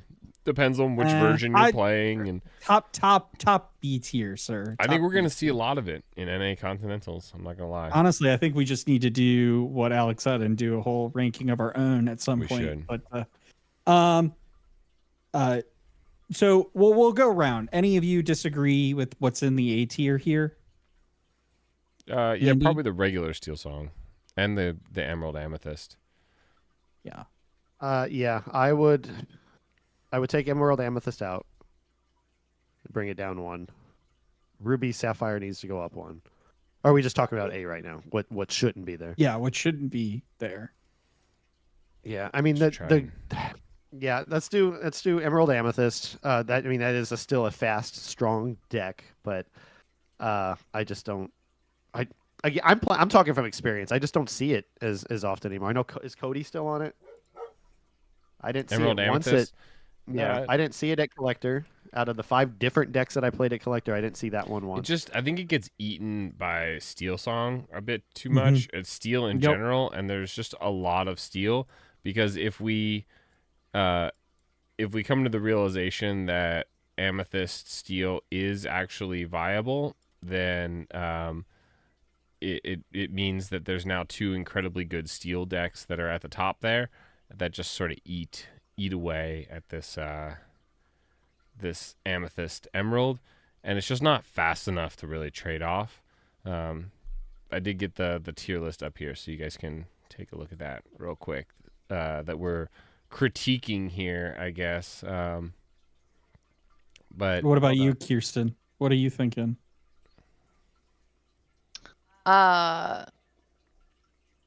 That's a lot. But she's Well, like, just my like- aggro songs deck is up there. That's all that matters. what do you think I are the don't think- strongest decks? Like top 3. What are your top 3? Go. All right, mine are Control Ruby, Red, Sapphire. and Control Blurple. Red, Purple, Spit and Hot Fire. I don't know if one of the 2 versions of Steel Song. I wouldn't put the Amethyst Steel or Amethyst Emerald in A tier. I tend to agree with that. And I also kind of wouldn't statement. put Emerald Steel in B tier. That would be lower in my opinion. Emerald Steel. Oh, you're not a fan of the Diablo I- deck anymore. I agree. I don't agree. think it would does put as that well. down lower. Nobody around here plays it, which I don't think it maybe- does as well. I think set 6 introduced way too many other conditions that needed to be answered, and like or I- like I think card for it just card. introduced more options, like with Yeah. Elsa and all of the other like things that just made the meta go faster. That discard deck is so slow. It is so slow. Like you could But discard their whole doesn't need hand. to be, but, like, it doesn't need to be fast though either. You stop them from playing, and then you just coast along to the. It has your a hard- end game. but a lot of the decks have all those answers. You're like, okay, well, I'm just gonna get rid of your Diablo.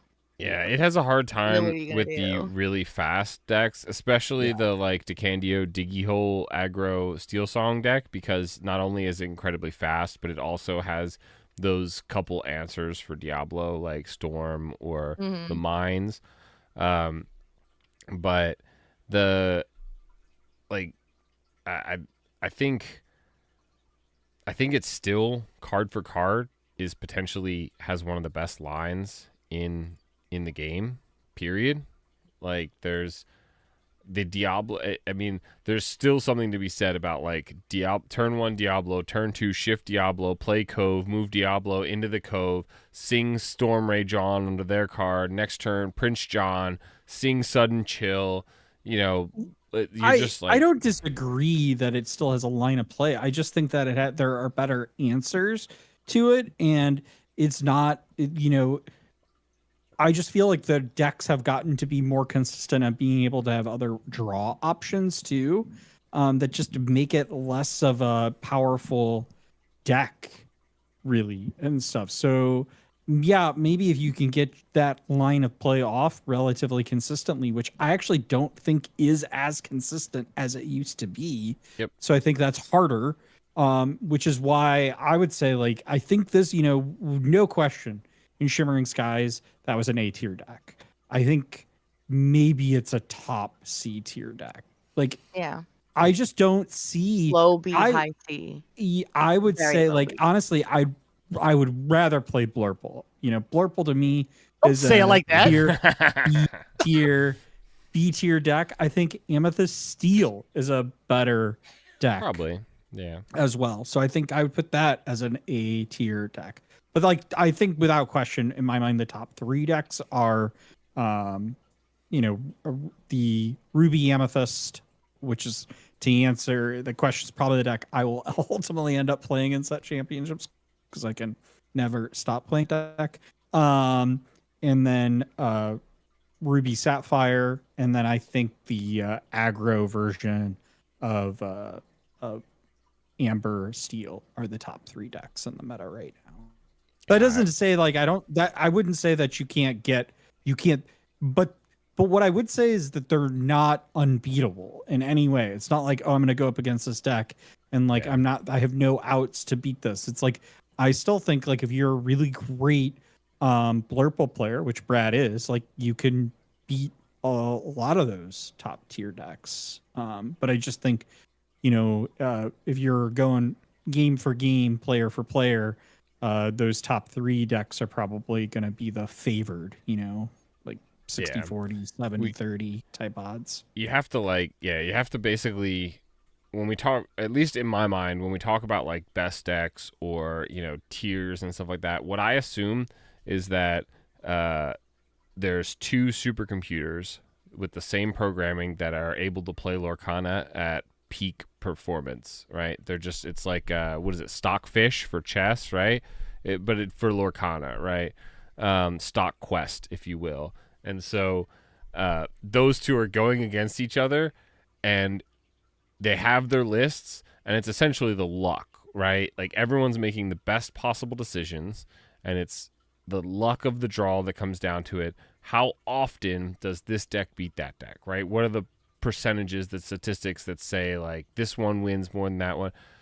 In reality, I think Lorcana is a very well designed game that basically gives this sort of any given match kind of feel to it, that, you know, even in the most jank deck, if you will, even when you're playing something like Blurple of all colors, yeah, you can still come out and win the game against a much better deck that isn't Blurple. So it is, you know, it's interesting. Listen, it's a lot of fun.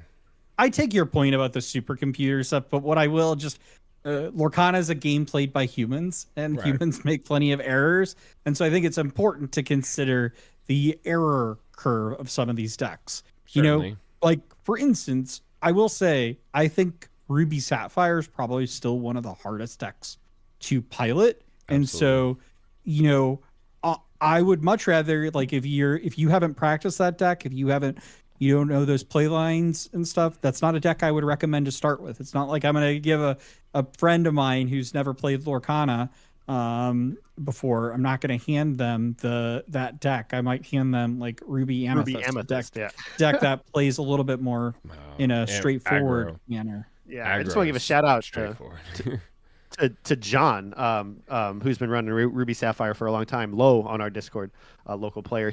I was practicing with him the other night, and he was looking at play lines when I thought I had the game won, which I did, but he was doing all kinds of shenanigans at the end of the game, trying to find certain cards. I'm like, how does he get out of this situation in my mind? And then he explained his play line to me, and half of it I wouldn't have even thought of.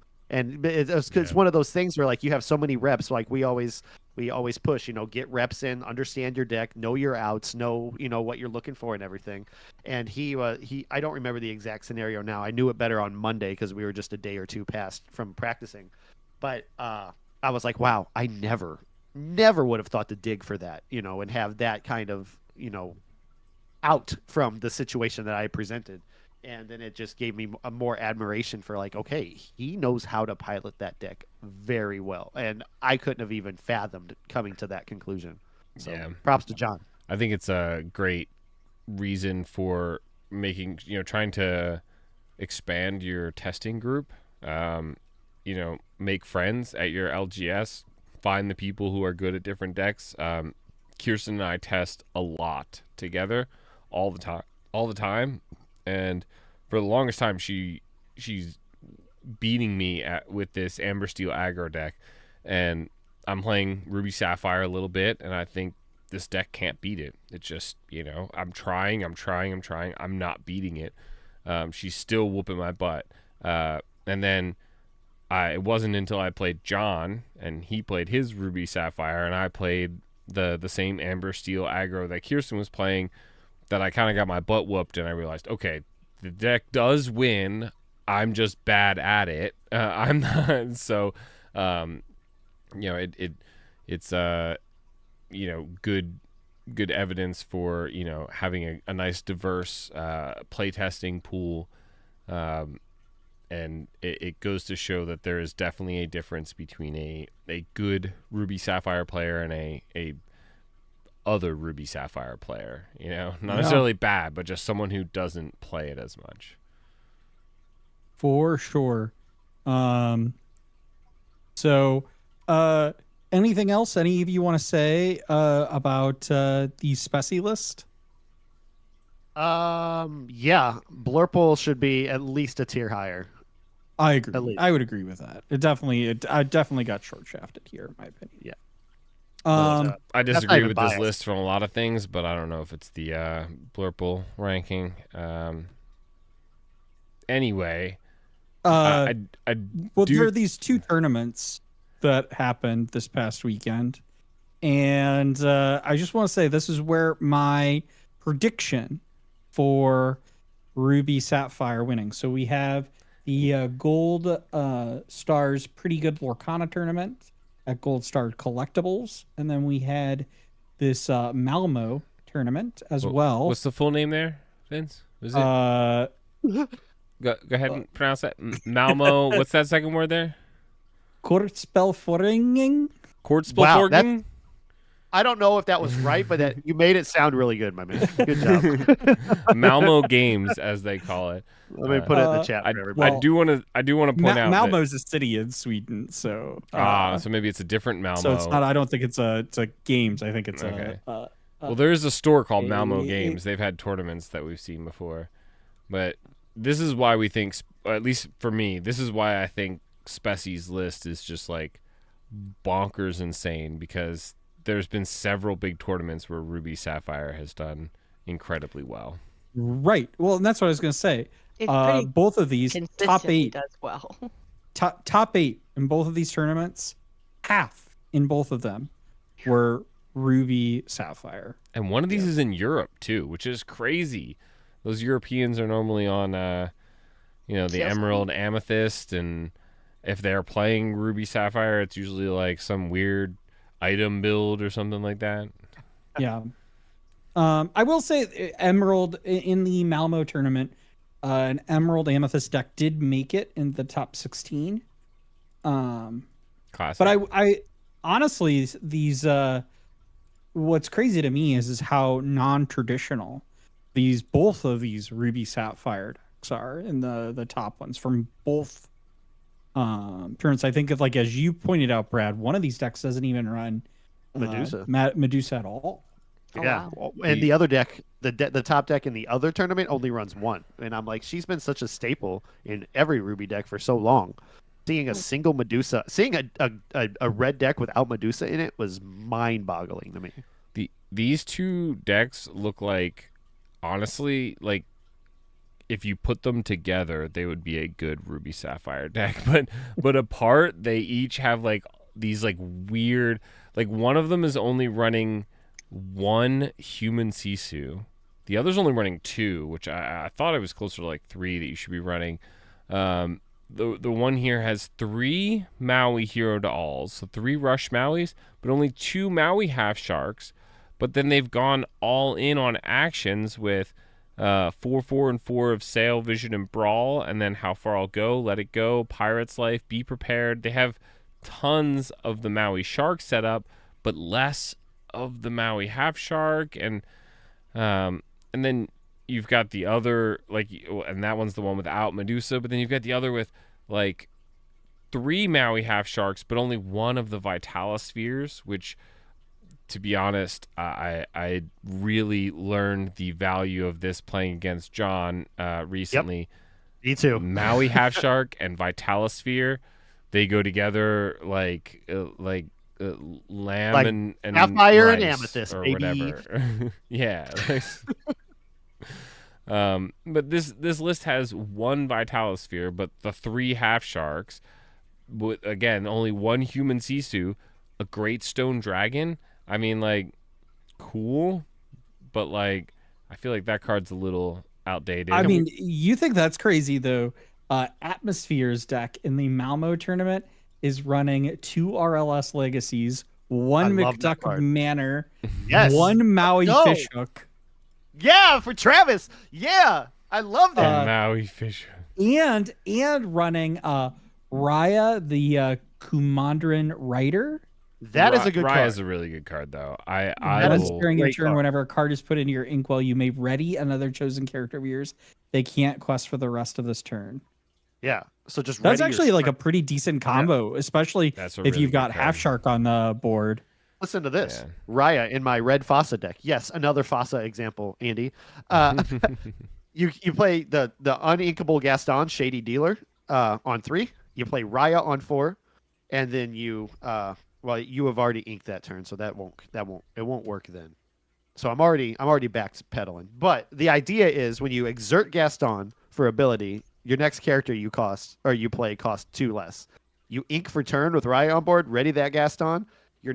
You exert Gaston again. Now your character costs 4 less. So now you're up into your big characters on turn 4 or 5, and it sounds like a lot of fun. So I just haven't built it. So turn 5, you can get a Maleficent Dragon out, is what you're saying. So Yeah, turn 3, yeah. Gaston. Turn 4, Raya. Turn 5, Ink, and then No. Gaston, Turn 5, Ink, Ink. Gaston. Gaston. Yeah. Pay 5 plus the 4 free Maleficent Dragon on turn 5. 5. Brad, I just Yeah. want to say the top 8 at Gold Star was a Mufasa deck. I know. I saw it. It's an Amber Steel one, and that's the one. It's probably identical to the one that I have built right now from not SSG, from what was the big CCS. There was a Steel Fossa deck that I think was top 4. Whereas the Malmo is the Mine deck, Yep. Yeah, this is this deck from Atmosphere is kind of unhinged. kind of crazy. Yeah, I agree. It's a little crazy. 3 Brawl, 1 Dragonfire, 2 Tamatoas. Did you mention that? Only 2 Tamatoas. I don't even think there's a Lucky Dime in here. There's no Lucky Dime. Whew. Crazy. Just kind of wild. Yeah. You want to talk about the one of Queen in the Ruby Sapphire? What, Yeah, that was that was doesn't kind make of sense. topic. still don't understand what that's for. If somebody in the comments can explain to me, like I'm 5, why that card exists in that deck. It's the I 2 would- cost. The aggro. The Rush I mean, Queen of we Hearts, understand what the Impulsive card Ruler. is. Right, was but like, for, why is it there?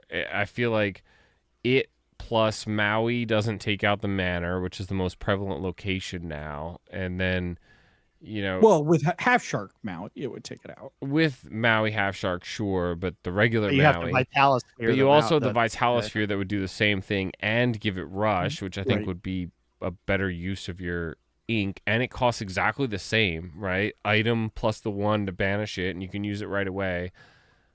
It doesn't do anything against a Daisy, really. Like Lilo, It's just a weird one of. it just doesn't make sense. yeah. And at 1 of, you're not using it consistently to. You're not take using it care on of curve everything. because I know it used to be there to stop early aggro, but now that you want to ramp, you don't want to miss ramp on 2 Right. with your Tipo, your Sail, or And the whatever early have aggro you. were 1/1 2-questers that you were getting Yeah. rid of, or 0-1s like the Merfolk and stuff.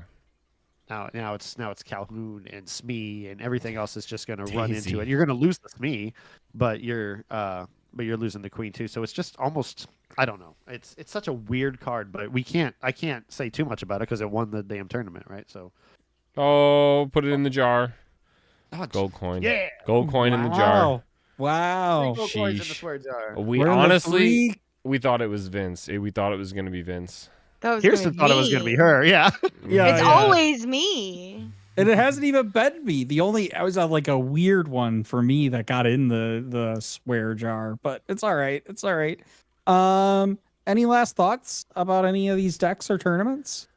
Yeah. We're werewolves, not swear wolves. I think what this is saying about Ruby Sapphire is something we've also said about Steel Song, is that these lists are incredibly dynamic. So not only do I think we have more viable ink colors than we potentially ever had before. I mean, let's be real.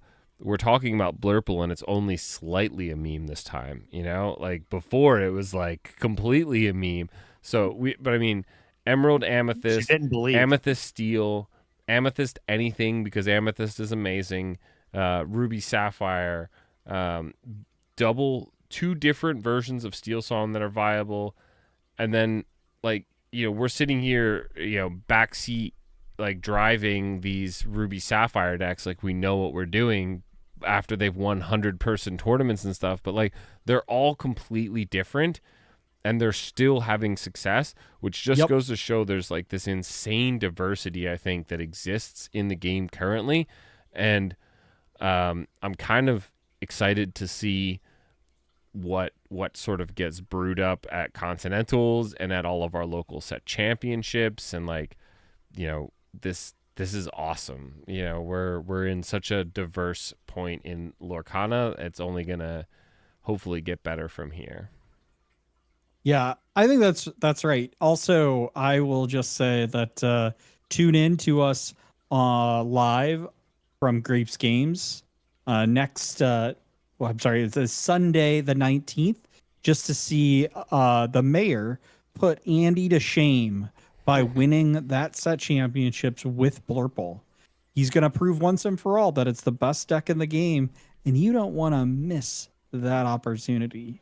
I'm here for it. I want it to happen. Prove me wrong. But with that, we do have a winner on Villain of the Week. Brad, you want to take it away? I will. Thank you, everybody who voted, and apologies to Gantu because our villain of the week is Cinderella Ballroom Sensation. She is a one-cost. What? What? I'm just being shocked. I'm being shocked that she won. I'm sorry I messed you up, Brad. Nah, you're good. She is a one-cost inkable card from the second set, Rise of the Floodborn. She's a Storyborn hero princess. 1 strength, 2 willpower, singer 3. This character counts as a cost 3 to sing songs. Flavor text: with a magical dress and a song in her heart, she dazzled everyone at the ball. She quests for 1 lore. She's rare, and the artist is Casey Robin. This card is broken. Yeah. I love my Cindy. I don't think this card is broken, but it's a 100% really broken. good card. It's Yeah. She a really is good card. on Really the good play card. in Indie Amber song deck. You see her come out, and I don't know. I guess you could fire the cannons. It's like the only immediate Befuddle? answer that you can do. Fire and the Befuddle cannons. in Amethyst, yeah.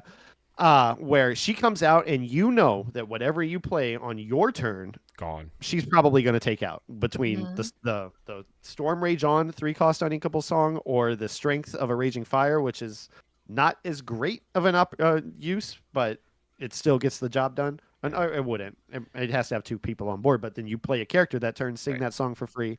Yep. I'm over explaining it, but she's a menace. And she's been around since set 2 and has just wreaked havoc in any song deck because not only can she sing those 3-cost songs 2 turns early, but she has a pretty sick shift target in Steel from the same set that I absolutely love, and we may talk about in length at some point. But what do you guys think about this one? Her Yeah, Cindy's I mean, beautiful too. Her for art sure. is beautiful. For sure. I will just say that this card is particularly great on the play because it basically negates almost every 1-drop that your opponent will play. And so I know Andy and I have gotten in this debate about like the value of, say, Diablo and Ruby Amethyst, but this particular combination we're talking about is a good reason to play Diablo in the deck so that you're getting value from your 1-drop no matter what, or potentially makes them think twice about, using Storm or Strength. Strength, thank you, on your card. And so that it provides a pretty good opportunity, I think, for that reason alone. But that's what makes a good card. A good card is one of those where your opponent has to think through the play lines. Like, how do I avoid this? How do I get around it? What are my outs? Like, how am I going to play this? And like Brad said, it has a pretty decent shift target, although I don't think a lot of decks playing. I'm not a big Amber Steel player, so I don't know that many decks are playing this. I know Brad was playing it in his deck, but that doesn't necessarily mean that we're seeing it played in any nice other decks. card. It's a every song focused Amber deck runs this card without a doubt. It's not in Diggy. It's not in the aggro deck. Yes, it is. Is it really? Can be. Yes, I have it in my deck. Well, that doesn't mean like that it's in the meta. It's in a lot of them. It's in a But lot of them it's that in I some looked of them. at. The point is, like, it's one of those cards that at a 5 shift is still within your range of an aggro list, and it just, it wins the deck. It just like wins the game, and it sometimes can just be a nice addition to the deck. But I think even on the draw, I'll contest what Vince said. I think even on the draw, this card is insane. Think about it like this. In Sapphire decks, you want to ramp as quick as possible, and so you ramp on 2 to be able to play a 4-cost character on turn 3. So basically skipping turn 3 gives you that advantage, right? That's like the advantage you're banking on and you want. Cinderella essentially skips turn 2 for you. And so even on the draw, you play Cinderella on your 1. They get to play a 2-cost character, which honestly may be the better target for your Cinderella anyway. Like you said, sometimes a smart Steel Song player, I think, will hesitate on the playing the Storm or something on your Diablo and wait to see what you play on turn 2. Because something like a Bonsai or a Flynn or a Piglet or something is a much better target for this card. And so even on the draw, you play this on 1, they still have very few answers. If you think, okay, well, I have 2 ink now that I can answer this character with, well, what does that open up to? That opens you up to Baboom and Teeth and Ambitions, maybe, right? Like, those are the only 2 new options I can think of that you got that now, or there's another bounce card that costs 2, right? I can't remember the name of it. Mother Knows Best. No, the 2 there's a Befuddle, and there's another one that's 2 that you can sing that does the same thing. Yeah, So I'm 2 looking at costs 3-cost songs. Yeah, I mean, yeah. here's the thing. I'll just say, like, I'm not contesting that this card my premise isn't that this card is bad on the draw. I'm just saying I think this card is better on the play. Every card is. But. Well, sure. Well, I mean, maybe. Except that one green hey. That's better on the draw. But it's just one of those, because here's the thing. It's like, ultimately, depending on what deck you're going against, I think as a Amber Steel player, you might rather not play this on the draw, and you might, depending on what they're playing, and instead you might play something like the Daisy instead, because that's a 1/4 quest for 2, so less likely that's going to be taken by removal.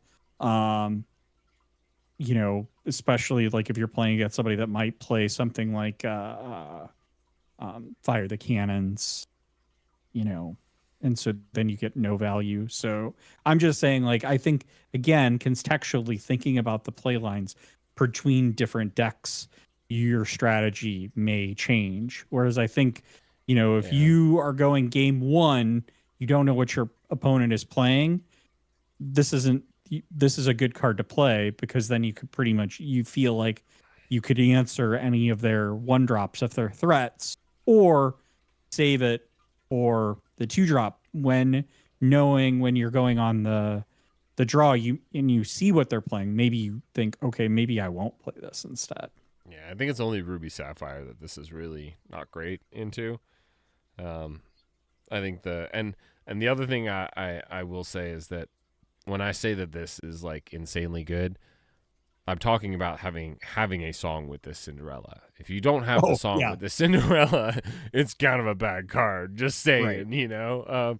But the fact that Storm and Strength exist, so this should really be a combo here. Cinderella and both of her accomplices, Let the Storm Rage On and Strength of a Raging Fire, should be on trial here together for their crimes against Lorcana. Without that, it's not nearly as good. But other than Ruby Sapphire, which really you're just wasting it on Tipo or something like that, I feel like this is such an insanely strong open, because when you pair it with cards like those Daisy and Lilo behind it, it's like you've just erased their tempo, and now you've you just control the game so much. We had 2 cats in the last 10 seconds. They just know. They know. Yeah. Kirsten, what about you? What are your thoughts? I don't really know. Great. You play this deck. Yeah, I know.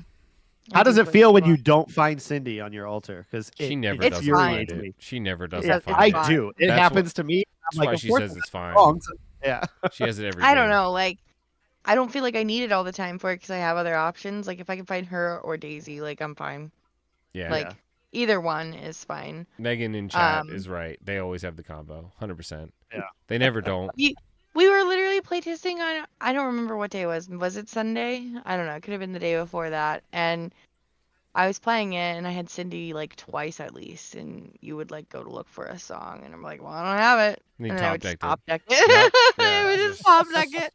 It was awesome. But, no, I mean, I don't think it's a must-have, like, on turn 1. As long as you have another option, like, Daisy is fine. Like, even if you're on the draw, I would prefer to have it. I would prefer the Cindy, actually, when I'm on the draw. Because when I'm on the play, I'd rather have the Daisy and run faster and then get the Cindy later. Because I want this shift ability. Because I did throw that into my deck for fun to see how that works. Yep. That's been fun. So, I don't know. I think it's fine to not have her. I think it's almost better later sometimes. But yeah, I agree with you entirely on the shift. If you play her on 1, you're not shifting that Cindy. You're gonna have to find another one. Yeah, because as soon as you exert her, it's game on to get rid of her because of just all the damage that she can bring in singing those songs. Yep. Looking through the chat, we got some praise. The right answer, very nice from Travis.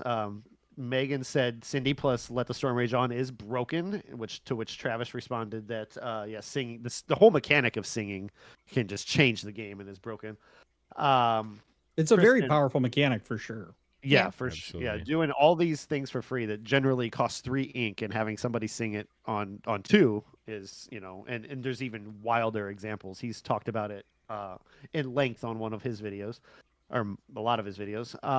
Kirsten from Graves, she does some work, especially when you're on the play. Yep, we covered that. And Megan, played against Steel Song, and they got Cindy into Storm, Ursula, then Ariel found Zeus. Good game. Yeah, that's rough. Over. Yeah. And it doesn't even, that's just, what's insane is that's just one version of the Steel Song, right? The other option is they Cindy your 1-drop with the Storm, and then they play Lilo, and then on the next turn they play another Lilo and a Daisy, and you couldn't bounce. Your 2-drop was a snake, and your 1-drop is banished, so you can't bounce to play your 2-drop. So, and then your 3-drop was a fox, and so you have nothing to play with your 3-drop. Or even if your 3-drop actually didn't need a bounce, you just play it, and you're like, well, you're now questing to 16. Hope I can be prep with 4 ink next turn or something. Right. And the negative tempo, and some of it you can say that's your fault, right? The Amethyst player for playing this bounce package where you're so reliant on the 1-cost character, which is kind of like what Vince said. It's why I like the Diablo in Amethyst, because not only does it guarantee you that card draw, but what I'm hoping is that a more experienced player will stop and think, you know what? I'm going to save this for your Flynn next turn. But you know what? Joke's on you. I hate my Flynn. It's the worst card in my deck. I wish I could cut it. I want you to storm the Diablo forever. And then I play Crab, buff up the Diablo, send it into one of their characters, and it doesn't matter because they were already at like 16 lore. Remember the like Lilo and the Daisy thing that we talked about earlier? Yeah, but one can hope. We didn't cover this in the main segment a little bit, but as I always say, I do think Flynn is aptly named as frenemy. I've said that a lot on all of our podcasts, but is that I think a good Ruby Amethyst player knows when to play the Flynn line and when to not play the Flynn line. Always. And that answer is it's not never. It's knowing when to commit to one or the other, or when to be able to shift from one to the other. Because otherwise, you can end up in a scenario where you try to play Flynn and then you lose, or you play Flynn and you play him in the right points in the game, and you win. I can test that there isn't. That's why he's a option. frenemy. But there isn't another option. Okay, so like let's say you have your entire Ruby Amethyst deck in your hand on turn 1, right? Like you're going against Steel Song, you play your Diablo, so they hopefully don't get rid of it. But they get rid of it anyway, and you're like, okay, well, I had both the Snake and the Flynn. Now the Snake is offline, ink that, play the Flynn instead. Like, now it's my literal only option, but then they just play Smee, right? Or they have another Strength or Storm, and then, like, you play Big Sisu, but it doesn't matter because now they have the Strength of the Storm, and they get rid of it. Or they have no cards left in their hand because they just played another 2 Lilos and 2 Daisies or something like that. Yeah, but that's like my whole point is that like at a certain point, Flynn just becomes another character on the board that you can do things like, play Crab on to buff up, to run into other characters, to more favorably trade. At that point, then he's the terrible card, though, because he's a 2-cost 2/2 at that point, right? So sure, you're right. Sure, but you got to know when to fold. But you got to know. I'm just saying that, like, what you don't want to do is like, and I see this happen a lot, and I'm guilty of it occasionally, is where it's like, oh, I think I'm going to finally get the Flynn trigger, just one more turn, so I'm not going to do anything with him. And then it's like, actually, I would have just been better off questing or removing some character off of their board and trading and advancing my win condition or controlling the board. But that card sometimes has an allure that it's like, I can get that 3 lore. I got it. I can get it. And you just got to know when to commit to that. But yeah, that's kind of a sidetrack on our Villain of the Week. Any last thoughts on Cinderella Ballroom Sensation? No, I don't think so. Good well, card. Great. Before you go into the outro, though, I just want to say, I think you guys did a good job tonight. we turned an unfortunate situation into a good one, and I think if we work together, we should do it again. Definitely. Thank you. Round of applause. Well done there, Brad. But let us know what you think of Cinderella Ballroom Sensation in the chat or in the comments below. And with that, we hope you've enjoyed this episode, our first live. Thank you so much. If you're joining us when we do this on audio, please rate and review us on Apple Podcasts, Spotify, or wherever you listen. And you're already here on YouTube. I know it. Thanks for joining us, but be sure to hit that like and the subscribe button and ring the bell so you can find out when we do this again. You can help us continue plotting our devious plans on social media. We're on Instagram, Blue Sky, and the platform formerly known as Twitter @Rules of Villainy. Please also join us on our Discord as well with the link below. Until next week, stay safe, fellow villains. Be wary of wannabe heroes who want to disrupt your villainous plans, just like those that disrupted our plans on Saturday and led us here to this live tonight. And always remember the rules of villainy. Outro music. Ah, Thanks for joining. We did everyone. it. It looked very Thank See you you. good. This was later. a lot of fun. And a cat. Kitty. Kitty kitty.